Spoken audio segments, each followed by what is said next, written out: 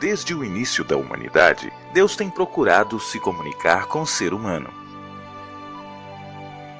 Com o aumento da corrupção, o homem foi se afastando de Deus, e ele precisou utilizar pessoas escolhidas, chamadas profetas, que deveriam ser testemunhas de Cristo. No período do Novo Testamento, Deus continuou utilizando profetas na igreja cristã para que seu povo espalhasse a mensagem da ressurreição e da segunda vinda de Jesus ao mundo. No entanto, com a chegada da Idade Média, um período marcado por superstição e apostasia, a imagem de Deus e sua mensagem foram obscurecidas e se fazia necessário novamente o uso de profetas de Deus para fazer a igreja retornar à verdade. Assim, após os dias mais sombrios da história, Deus se aproximou do seu povo por meio de uma humilde e frágil mensageira para preparar um povo remanescente e os reconduzir a um verdadeiro despertar da esperança.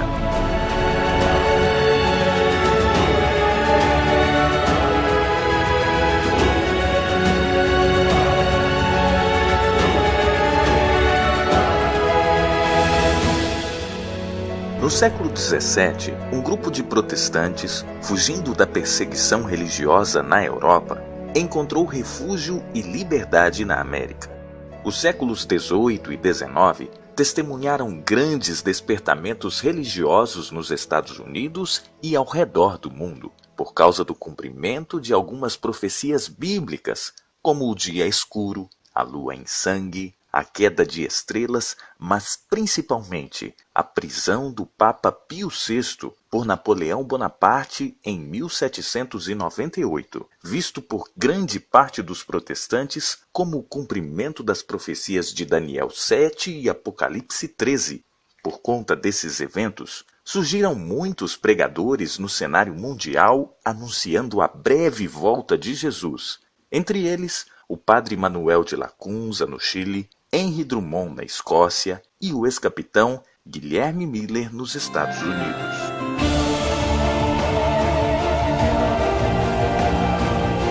Mas quem foi aquela jovem frágil usada por Deus? Vamos acompanhar os anos iniciais da vida dela. Ela nasceu nesse período de grandes despertamentos na cidade de Gohan, em 26 de novembro de 1827. Chamada Ellen Gould Armon, filha de Eunice e Robert Armon, que possuíam ao todo 8 filhos, e as mais novas eram as gêmeas Ellen e Elizabeth. Robert era fazendeiro, mas uma depressão econômica que afetou os Estados Unidos fez a família se mudar para Portland, a maior cidade do estado do Maine, local onde Robert trabalhou como chapeleiro. Certa ocasião, Ellen encontrou no chão um pequeno jornal que continha a mensagem de um homem da Inglaterra, que pregava que a Terra seria destruída em cerca de 30 anos. Ela sentiu que deveria se preparar melhor para esperar a vinda de Jesus. Na mesma época, aconteceu um incidente que lhe causaria problemas pelo resto da vida. Uma garota de 13 anos atirou uma pedra em seu rosto, desfigurando, quebrando-lhe o nariz. Os médicos lhe deram poucos meses de vida. Ela ficou 2 anos sem poder respirar pelo nariz. A luta mais forte da sua infância, no entanto, foi abandonar os estudos e a esperança de aprender. O golpe cruel que destruiu as alegrias da terra foi o meio de dirigir meus olhos para o céu. Talvez eu jamais tivesse conhecido a Jesus, se não fosse a tristeza. Desde a infância, Ellen desenvolveu um espírito trabalhador e missionário. Ela ajudava o pai a confeccionar chapéus e, com os lucros, investia em publicações evangelísticas para dar a seus amigos. Aos 12 anos, ela e sua família assistiram à primeira conferência do ex-capitão Guilherme Miller, um dos grandes pregadores do advento de Cristo em 1840. Baseado em suas interpretações das profecias de Daniel e Apocalipse, a ênfase de suas urgentes pregações era a volta de Jesus em meados de 1843. Essas conferências causaram grande impacto em Portland, como em toda a costa leste americana. Ela estava impressionada com a urgência da breve volta de Jesus e não se sentiu boa o suficiente para entrar no céu. Em 1842, Ellen foi batizada na praia, na Baía de Casco, em Portland. Com medo do que viria pela frente, sua mãe lhe pediu que ela se aconselhasse com o pastor Stockman, um pregador milerita. Ela contou a ele a respeito de 2 sonhos que ela teve sobre Jesus. Em um dos sonhos, Jesus lhe dizia: "Não tenha medo." Ao ouvir isso, em lágrimas, o pastor disse: "Ellen, Jesus deve estar lhe preparando para um trabalho especial." Depois de muita perseguição, a família Harmon foi excluída do hall de membros da Igreja Metodista da Rua Casco, por crerem na breve volta de Jesus. Após a exclusão, eles tiveram oposição por parte dos vizinhos. Certa vez, os filhos dos vizinhos chamaram a polícia, porque a família de Ellen estava orando, e os policiais indagaram: "É por isso que vocês nos chamaram? Esta família está fazendo o que todas as famílias deviam fazer." Ao passar o ano de 1843, os mileritas tiveram que rever os cálculos da profecia. Eles interpretavam a profecia de Daniel 8,14, o fim do período de 2300 anos, como a segunda vinda de Cristo. Eles descobriram que Daniel 9 e Esdras capítulo 1 marcava o início da profecia, então eles chegaram à data de 22 de outubro de 1844. Nesse dia, eles esperariam se encontrar com seu Salvador. Foi esse o ano mais feliz da minha vida. Tinha o coração pleno de alegre expectação, mas sentia muita compaixão e ansiedade pelos que estavam desanimados e não tinham nenhuma esperança em Jesus. Cerca de 200 ministros de várias denominações estavam pregando a vinda de Jesus nessa época. Muitos mileritas venderam tudo o que possuíam e eram pesadamente ridicularizados, mas não se importavam, pois em poucos dias, pensavam eles, estariam no céu. O dia 22 de outubro de 1844 chegou, e cerca de 100.000 pessoas no Nordeste americano, entre eles a jovem Ellen e sua família, esperaram ansiosamente desde a manhã até a meia-noite. O dia passou e Jesus não voltou. Eles choraram amargamente até a manhã seguinte. Esse episódio foi chamado de Grande Desapontamento. Depois disso, muitos crentes do Advento desistiram da fé. Outros, porém, passaram a estudar a Bíblia mais diligentemente para rever os cálculos da profecia e concluíram que a data estava realmente correta. Qual seria o erro então? Eles se questionavam. Na manhã triste de 23 de outubro de 1844, um milerita convicto, chamado Hiram Edson, ao orar fervorosamente, recebeu um vislumbre de Cristo e sua obra no céu. Jesus passara para o lugar santíssimo no céu para iniciar a purificação do santuário, como ocorria no santuário do Antigo Testamento. Essa era a última fase de sua obra antes de seu retorno. Os mileritas focaram suas atenções no tema do santuário. A esperança ressurgiu quando eles perceberam que algo grandioso havia realmente acontecido no céu. 2 anos antes, o dom profético havia se manifestado em William Foy, um jovem de 20 anos que recebeu uma série de visões. Depois do desapontamento, um homem educado e elegante chamado Hasenfoss recebeu uma visão do céu e a ordem para contá-la a outros. Porém, ele se recusou e lhe foi dito que seria tirado o espírito dele e dado a alguém com muito menos condições do que ele. Era uma referência à jovem Ellen. Acompanhe comigo agora como ela se tornou a mensageira do Senhor ao povo remanescente. Os anos de preparo para a volta de Jesus fizeram a fé de Ellen se fortalecer para suportar os dias mais escuros. 2 meses depois, de 22 de outubro, ela se reuniu com um grupo de amigas para orar, quando o Espírito de Deus veio sobre ela e recebeu uma visão que narrava de forma simbólica a jornada do povo do Advento em direção ao céu. Por meio dessa visão, Deus mostrou que ainda voltaria em breve, mas eles tinham uma função a desempenhar no estudo e na pregação dessa mensagem. Com muita dificuldade e timidez, Ellen passou a contar aos outros a sua visão. Logo na primeira reunião, os mileritas de Portland reconheceram isso como uma luz de Deus. Ao começar a contar, Ela mal conseguia falar, mas depois de 5 minutos, sua voz ficou forte e ela conseguiu falar por 2 horas. Ela começou a viajar a várias cidades próximas, contando aos mileritas sua visão. Nos próximos 70 anos, Deus daria a Ellen Armon cerca de 2.000 visões e sonhos para a edificação da igreja remanescente dos mais variados assuntos, desde teologia, missão, saúde, educação, conduta cristã e conselhos a indivíduos. Boa parte dessas visões podem ser encontradas em seus escritos e cartas. O enfoque principal de suas visões passaria a ser o grande conflito entre Cristo e Satanás ao longo dos séculos e a proximidade de seu fim. Durante suas visões, que poderia durar cerca de poucos minutos ou até 4 horas, testemunhas oculares relataram que ela ficava sem respirar, embora não ficasse pálida. Certa ocasião, ela segurou uma Bíblia de 8 quilos em uma das mãos por 20 minutos e apontava textos bíblicos sem olhar. Algumas vezes, ela não conseguia lembrar-se da visão até começar a escrevê-la. Durante algumas de suas visões, um anjo sempre a acompanhava, o qual ela chamava de anjo assistente. As suas visões mais memoráveis para ela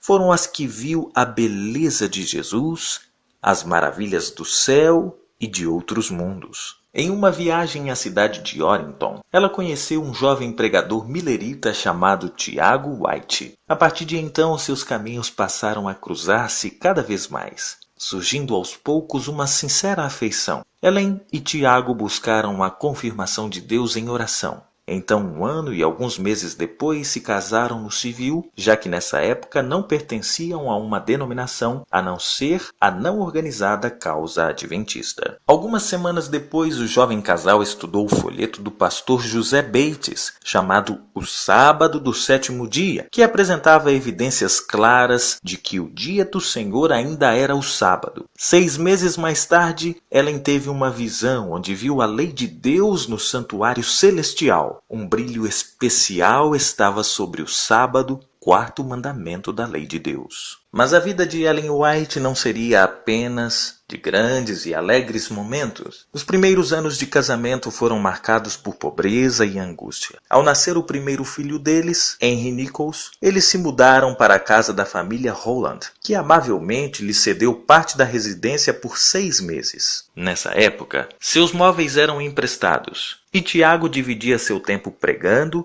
e trabalhando arduamente como carregador de carvão, lenhador e cortador de feno por poucos centavos ao dia. Em várias ocasiões, ele fez economias por dias, a fim de se encontrarem com outros guardadores do sábado. Em meio ao desânimo, Deus revelou a Ellen em visão que ele estava moldando-lhes o caráter para o serviço na salvação de outras pessoas, pois se o lar fosse um lugar muito aconchegante, eles não teriam o desejo de se aventurar atrás dos perdidos. No ano de 1848, Ellen recebeu uma importante visão. Foi dito a ela que seu esposo deveria começar a escrever e imprimir um pequeno panfleto contendo as verdades bíblicas. Seria um começo humilde, mas essa iniciativa um dia circundaria o mundo inteiro. Tiago começou a escrever o folheto A Verdade Presente. Eles gastaram suas economias para poder imprimir o primeiro milheiro, mas com o tempo, a ajuda começou a surgir de várias pessoas. Não demorou para que conseguissem comprar um pequeno prelo e alugassem uma casa em Rochester, Nova York, para a editora que mais tarde passaria a chamar-se Review and Herald. Embora Ellen fosse uma conhecida figura pública, quem a conhecia melhor sabia que era uma mãe cristã coerente,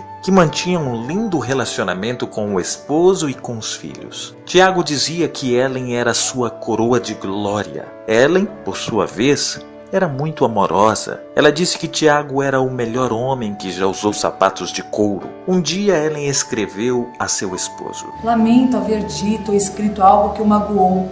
Perdoe-me e serei cautelosa em não iniciar nenhum assunto que o aborreça ou aflija. Em qualquer ocasião em que meus sentimentos se exaltem, errei. Tivesse eu seguido a meu Salvador mais de perto, não teria que lastimar tanto minha dessemelhança com sua querida imagem. Quando ela tinha 20 anos, nasceu seu segundo filho, James Edison. 5 anos depois veio o terceiro filho, William Clarence. Aos 33 anos, nasceu o quarto filho, John Herbert. Infelizmente faleceu aos 3 meses de idade, vítima de uma doença infecciosa. 3 anos depois, outra tragédia atingiu a família. O filho mais velho, Henry Nichols, com apenas 16 anos de idade, contraiu pneumonia. Pressentindo a morte, ele pediu a seus pais que fosse sepultado junto ao falecido irmãozinho para estarem juntos no dia da ressurreição. Depois de confortar seus pais e amigos com sua esperança, umas de suas últimas palavras foram: "Mãe, eu encontrarei a senhora no céu, na manhã da ressurreição." No ano de 1855, o casal White recebeu o convite dos irmãos de Michigan para morar na cidade de Battle Creek. Ali eles tiveram sua primeira casa própria. A editora, que já havia se mudado para a cidade, teve oportunidade de se expandir e conseguir um prelo maior.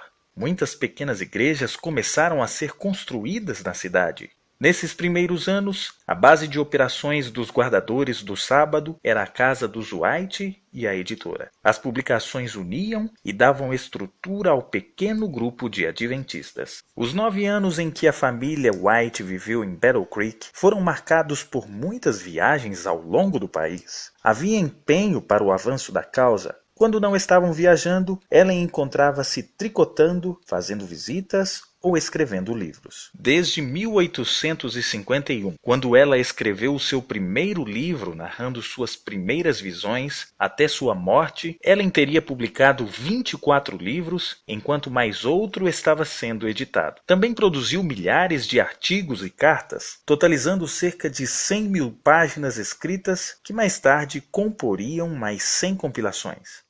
Seus escritos, tal como suas visões, abordavam os mais diversos assuntos, desde teologia, conselhos para a vida cristã, saúde, educação, entre muitos outros. O livro intitulado O Desejado de Todas as Nações, de 1898, que conta a história de Jesus, era o favorito dela. Na mesma série denominada Conflito, formada por 5 volumes, encontra-se o famoso livro Grande Conflito, que conta a luta entre o bem e o mal desde o início da era cristã até o fim dos tempos. Muitas vezes Ellen utilizava como fontes outros autores que melhor explicavam ou resumiam o que ela pretendia dizer, da mesma forma como também fizeram alguns escritores bíblicos. Ela também possuía assistentes literários que editavam e corrigiam a gramática de seus escritos. O papel da Sra. White na formação das doutrinas adventistas foi muito importante, embora ela nunca tenha trazido uma nova doutrina. Durante as reuniões entre os mileritas,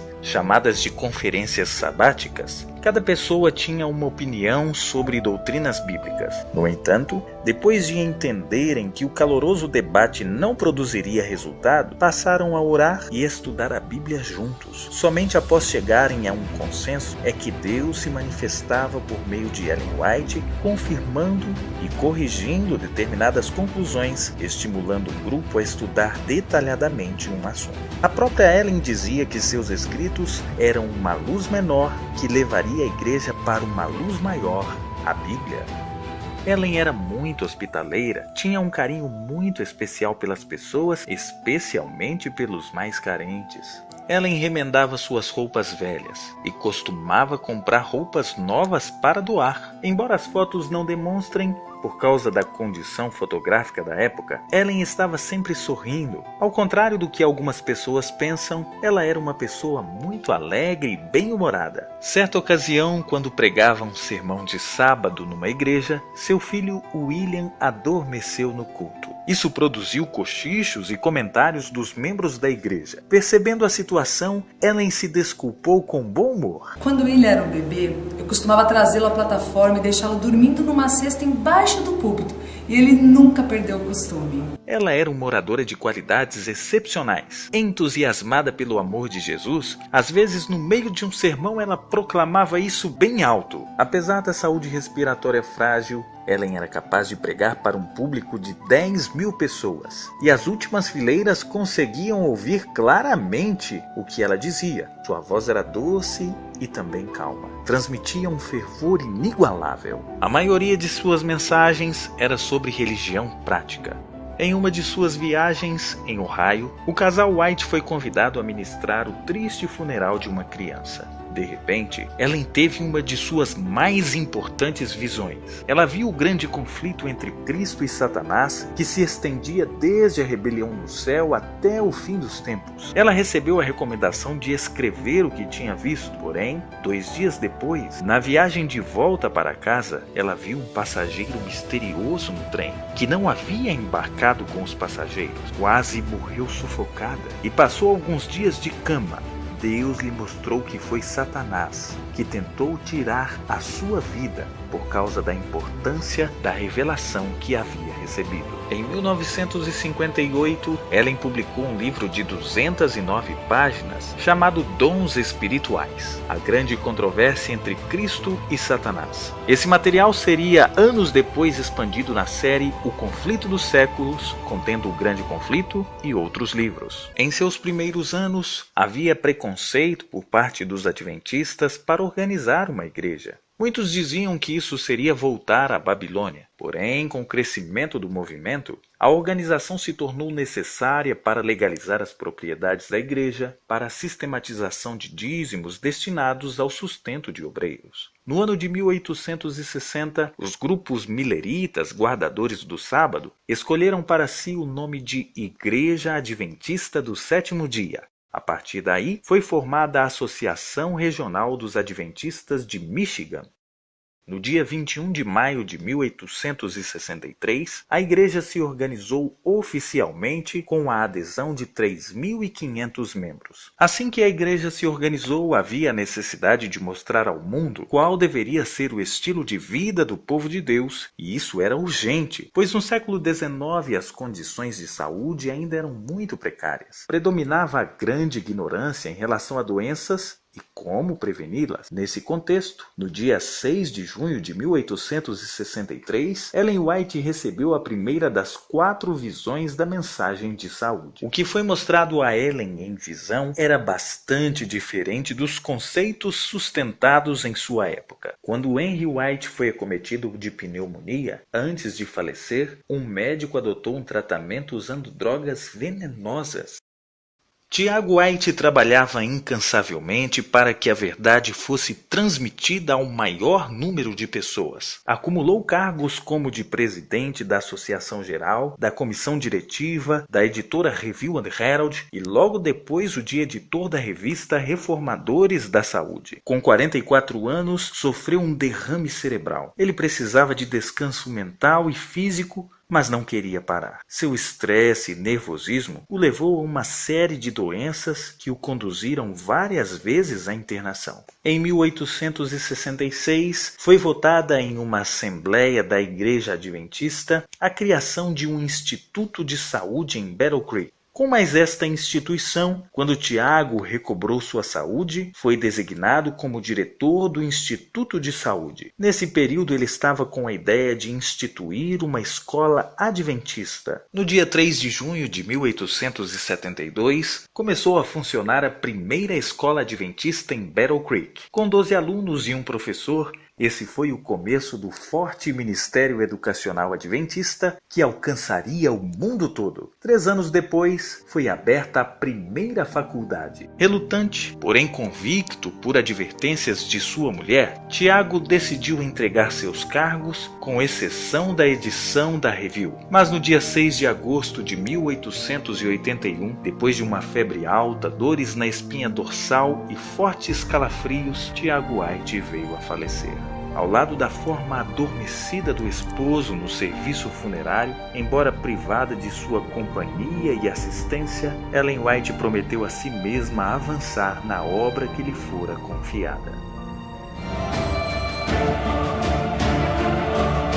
Para que Jesus voltasse logo, a mensagem do Evangelho deveria ser levada ao mundo inteiro. Por aqueles dias, a irmã White teve uma visão, orientando a igreja a expandir a obra adventista em todos os continentes do globo. Em outra visão, Deus lhe mostrava muitas editoras nos países ao redor do mundo, imprimindo a mensagem de esperança. Depois da morte de Tiago, Ellen passou a viajar e escrever ainda mais. Com 58 anos, ela já havia atravessado os Estados Unidos cerca de 24 vezes. Também recebeu o convite para visitar as missões europeias. No começo, ela relutou um pouco por causa de sua saúde, mas seu filho William lhe deu ânimo e coragem e a fez lembrar-se de como Deus tem cuidado de seus filhos, mesmo em meio às dificuldades. Assim, no outono de 1885, Ellen e seu filho William embarcaram para a Europa, onde passariam pela Inglaterra, pela Basileia na Suíça, que era a sede da obra na Europa, pela Alemanha, França, os vales valdenses da Itália, Dinamarca, Noruega e Suécia, até o verão de 1887. Em Basileia, na Suíça, Ellen percebeu que aquele lugar lhe era muito familiar, o que lhe ocorreu também ao visitar outros lugares, como os vales da Itália.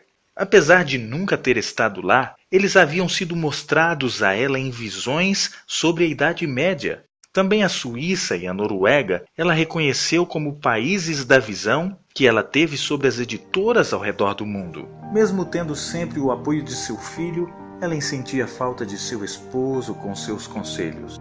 As orientações dadas por Ellen White aos obreiros europeus contribuíram muito para o avanço da causa de Deus. Alguns meses depois da volta de Ellen aos Estados Unidos, em 1888, ela participou da Assembleia da Associação Geral em Minneapolis. Por causa do esforço em restaurar a lei de Deus, a igreja adotou um rumo legalista do Evangelho. Durante a Assembleia, os pastores Waggoner e Jones enfatizaram a justificação pela fé na graça de Cristo, apresentando argumentos bíblicos. Ellen White disse que a compreensão apresentada pelos pastores na Assembleia era a luz de Deus. Porém, os líderes da igreja rejeitaram as mensagens e os conselhos da senhora White. Embora a igreja tenha aceitado essa importante verdade tempos depois, a rejeição naquela época causou prejuízos para a igreja. Em 1891, foi apresentado um pedido a Ellen White para que ela ajudasse no avanço da obra adventista na Austrália. Ela atendeu ao pedido e, junto com seu filho William, viajou para esse continente. Logo nos primeiros dias de sua estada, Ellen percebeu a urgência de se construir um sistema educacional no país para os filhos adventistas e para o preparo de missionários. Deus mostrou a ela que uma propriedade rural e bem afastada seria a melhor opção para o empreendimento. Foi nesse contexto que os adventistas conseguiram comprar a propriedade de Avondale, que possuía um bom tamanho, onde foi construída uma escola que seria um modelo para a obra educacional adventista. Ellen comprou alguns hectares ao norte da propriedade. Naquele espaço cultivou árvores frutíferas, uma horta e reservou um espaço para as vacas. O objetivo do sítio era atender a comunidade com alimentos e ensinar como cultivar a terra. Nem havia começado devidamente a obra educacional em Avondale e já se faziam planos para começar o trabalho médico missionário. Logo, os irmãos da Austrália conseguiram construir um sanatório. Apesar de seu grande empenho na missão, viajando, pregando e visitando, a senhora White encontrou tempo para escrever muitos artigos e seus livros, como O Maior Discurso de Cristo e Parábolas de Jesus. No ano 1900, com 73 anos de idade, Ellen recebeu uma visão que mostrava que a igreja nos Estados Unidos sofria uma grande crise teológica provocada pelo fanatismo. Esse fato a deixou angustiada. Foi então que seu anjo assistente lhe disse que era a hora de voltar para a América. Não foi fácil para Ellen e seu filho William deixarem a Austrália, pois a missão deles estava no auge. Mas Deus, cujos olhos vigiavam sua obra como um todo, e que conhece o futuro, sabia a necessidade da presença de Ellen nos Estados Unidos. Em uma visão, Deus a deixou tranquila. Ele mostrou que já tinha preparado um refúgio, onde ela passaria seus próximos anos. E depois de aproximadamente um mês de viagem, finalmente retornou à América. Ellen White se estabeleceu na cidade de Santa Helena, Califórnia. Ela viveria nesse lar aconchegante durante seus últimos 15 anos. O ambiente foi escolhido por ser quieto, repousante e propício para sua obra de escrever livros. Em 1901 aconteceu a Assembleia da Associação Geral no Tabernáculo de Battle Creek. Ao começar, Ellen foi chamada à frente e apresentou uma solene mensagem para os líderes. Percebeu-se que era necessário reorganizar a estrutura da igreja, para que departamentos que até então eram independentes, como a obra médico-missionária, a escola sabatina e as publicações, se tornassem oficialmente departamentos da Associação Geral. Também dividiram a liderança em uniões e associações ao redor do mundo. A maior crise enfrentada nos primeiros 60 anos da Igreja Adventista do Sétimo Dia e do ministério de Ellen White foi a crise do panteísmo iniciada pelo Dr. Kellogg. Os panteístas não creem que Deus é um ser pessoal e creem que ele seja uma essência misteriosa que está presente em toda a natureza. O hospital de Battle Creek, dirigido pelo Dr. Kellogg, passou por grandes problemas administrativos e estava à beira da falência. Na manhã de 18 de fevereiro de 1902, veio a Ellen uma trágica notícia. O hospital de Battle Creek havia sido destruído por um incêndio. Aproximadamente um mês depois, a Review and Herald sofreu um incêndio. E a linotipia do livro do Dr. Kellogg, chamado Templo Vivo, que estava pronta para impressão, foi destruída pelas chamas. 3 meses antes do ocorrido, Ellen escreveu ao diretor da Review: Tenho até medo de abrir a Review, temendo ver que Deus tenha purificado a editora pelo fogo. A editora estava imprimindo livros seculares que continham assuntos que feriam a filosofia cristã. Na Assembleia da Associação Geral de 1903, foi dedicado um dia para a ponderação da filosofia panteísta crescente entre os admiradores de Kellogg. Era necessário dar um ponto final a essa história. No momento mais crítico dessa luta, Deus enviou a sua mensagem por meio de Ellen White ao presidente e alguns líderes adventistas panteístas. Em seus últimos 15 anos de vida, Ellen White recebeu várias de suas 2.000 visões e sonhos. Com a expansão da educação cristã adventista e abertura de colégios, tornou-se oportuna a preparação de um livro sobre o assunto. Em 1903 foi publicado o livro intitulado Educação. Mesmo em idade avançada, testemunhas oculares recordam que Ellen White era uma mulher alegre e bem-humorada. Certa vez, uma enfermeira estava lhe dando um banho com sal para ativar sua circulação. Por engano, a enfermeira colocou açúcar na água. Ao perceber, Ellen exclamou quase rindo: Você está tentando me adoçar? Algumas vezes Ellen recebia uma visão para repreender alguém. Ela achava essa tarefa ruim e sempre tentava amenizar a repreensão com o seu carinho. Os vizinhos a conheciam como uma velhinha alegre que gostava de falar de Jesus por onde andava. Seu carinho e atenção pelos netos era notável, e ela sempre fazia pausas em seus intensos esforços literários para passar algum tempo com as crianças. Seus sermões eram poderosos e curtos, especialmente para que seus netos não se cansassem. Na manhã do sábado, 13 de fevereiro de 1915, Ellen White tropeçou e não podia levantar-se. O acidente era sério.